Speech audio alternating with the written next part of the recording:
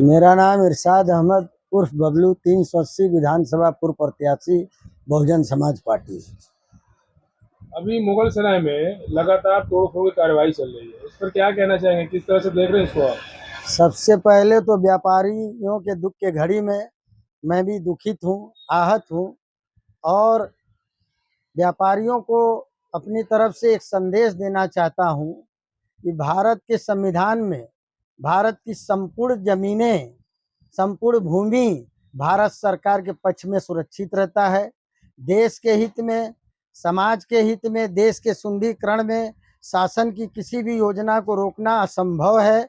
हमारे स्थानीय नेतागण के जुमलाओं से भी परेशान है हमारे व्यापारीगण।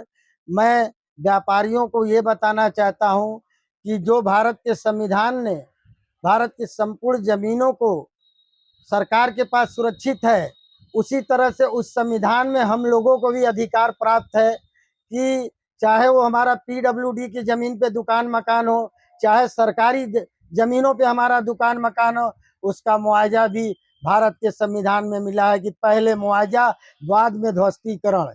हमारे नेतागण, माननीय लोग जब अपने कार्यालय पे बुलडोजर चलता है तो व्यापारी याद आते हैं। हमारे व्यापार मंडल, उद्योग व्यापार मंडल के लोग मुआवजे की बात न करके मकान बचाने की बात करते हैं। जब व्यापारियों के मकान पे बुलडोजर चल जाता है तो हमारे व्यापार मंडल जो है मुआवजे की बात करती है। अगर यही पहले हो जाता, अगर यही पहला हो जाता तो शासन को जितना नियम मालूम है उतने ही हमें भी अधिकार मिला, उस अधिकार के नियमावली से कार्य होना चाहिए, सीमांकन होना चाहिए, मुआवजे की बात होना चाहिए, तब ध्वस्तीकरण होना चाहिए। मैंने बार बार कहा है कि शासन के योजना को कोई भी नेता, कोई भी समाज उसको रोक नहीं सकता, क्योंकि ये शासन का योजना है।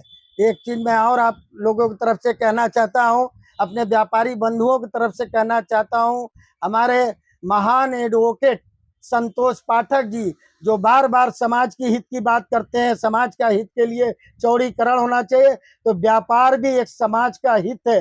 व्यापार के संरचना से देश और सरकार चलती है।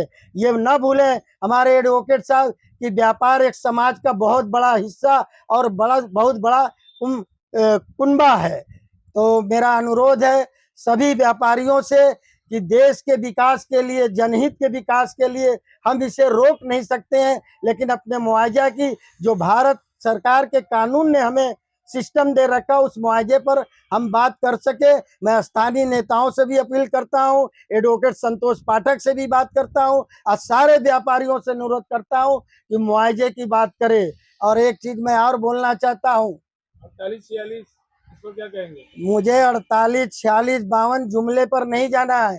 सरकार का जो डीपीआर बना होगा, सरकार की जो जमीनें हैं, मुझे मालूम है, मैं यहीं का पैदा हूं। हमारे पिताजी ने कहा था कि 110 फीट पीडब्ल्यूडी की जमीन है, मैं रोक नहीं सकता। 110 फीट दे सकता हूं, जो सरकार की आवश्यकता है देश के विकास के लिए, देश के हित के लिए।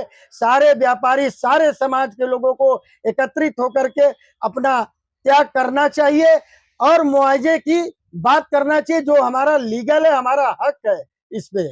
और मैं एक बात और कहना चाहता हूं कि जिस दिन 2027 में न्याय की देवी कुर्सी पर बैठेंगी और आपके आशीर्वाद कृपा से मुझे जनप्रतिनिधि करने का अगर नेतृत्व मिलेगा तो एक एक व्यापारी के ईंट का मुआवजा देने का काम करेंगे। ये मेरा पहला प्रथम प्राथमिकता होगी। इन्हीं चंद बातों के साथ मैं अपने वाणी को विराम करता हूँ। जय भीम, जय भारत।